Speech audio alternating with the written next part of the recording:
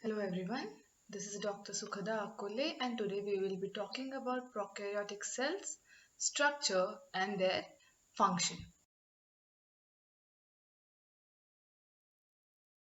Question arises as to what do you mean by a prokaryotic organism? Prokaryotic organism is any unicellular organism which lacks a membrane bound nucleus, which means that its nuclear material is not bound by any membrane and is free floating in the cell.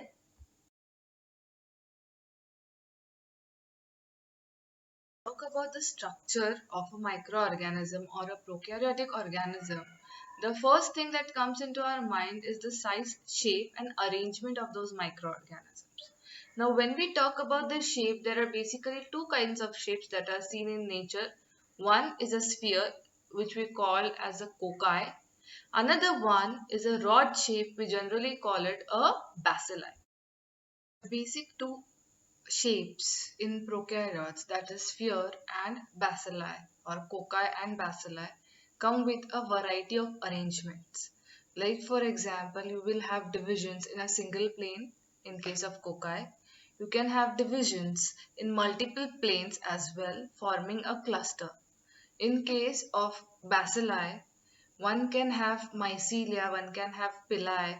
The mycelium can be arranged on the either ends of bacilli, or there might not be any mycelium. The bacilli might be in form of chains, chains of two, chains of three, n number of chains or n number of organisms in a single chain, depending upon the type of or the genus of the microorganism. Talking about the size of the microorganisms, these are pretty small. That is, their size is in microns. That is why they are called as microorganisms. And these organisms are so small that we are unable to see them with our naked eyes. That is why special equipments like microscopes are used to study them. That is why the prokaryotes are also called as microorganisms. The organisms which will be observed using a microscope and whose size is in microns.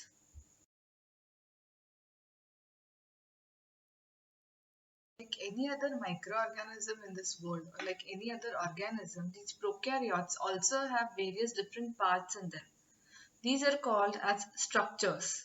Like for example, the prokaryotes are going to have a plasma membrane, gas vacuole, ribosomes, inclusion bodies, nucleoids, periplasmic space, cell wall, capsule, slime layers, fimbriae, pili, flagella, and endospore. Each one of these structures play a different and a very important role in the survival of the microorganism. For example, plasma membrane acts as a selective permeable barrier or a mechanical boundary of the cell through which only selective nutrients can come inside the cell or a selective waste can be thrown outside the cell. Nothing else is going to enter the cell and destroy it. Gas vacuoles, for example, are used by certain bacteria for floating in aquatic environments, that is, for giving it a buoyancy. Ribosomes are used in synthesis of proteins. Inclusion bodies are used to store carbon, phosphate, or other substances. Nucleoids generalize or localize the genetic material, that is the DNA. Periplasmic space contains hydrolytic enzymes and binding proteins for nutrient processing and uptake. The cell wall gives the bacteria its shape and protection from any lysis kind of solutions. Like for example, you can see that bacteria thrive in various environments like hot streams, volcanic ashes, seas, salt lakes. All these external factors, if the cell wall is not present, will destroy the cell. But the presence of cell wall gives it a kind of protection. Capsules and slime layers help the cell to resist phagocytosis and to adhere to the surfaces. Capsules and slime layers are generally seen in microorganisms which are pathogenic in nature, that is, which cause diseases to humans animals or plants, but generally to humans and animals. Fimbriae and pili are attachment appendages which help the bacteria in attaching to the surfaces or in mating. Pili are the structures which help the bacteria in mating via a process which is called as conjugation.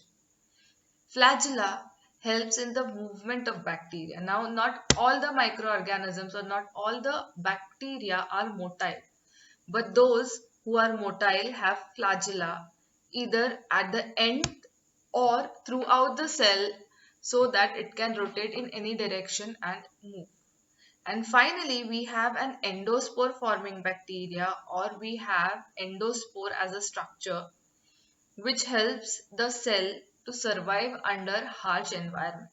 What the cell does is under harsh conditions, it forms an endospore which is just like a cell, which is just like a seed, so that when the favorable conditions come, it will germinate and restart its life cycle.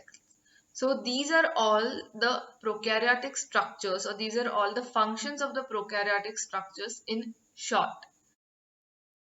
For details on structures and functions of the prokaryotic organism, please keep watching the videos. Thank you.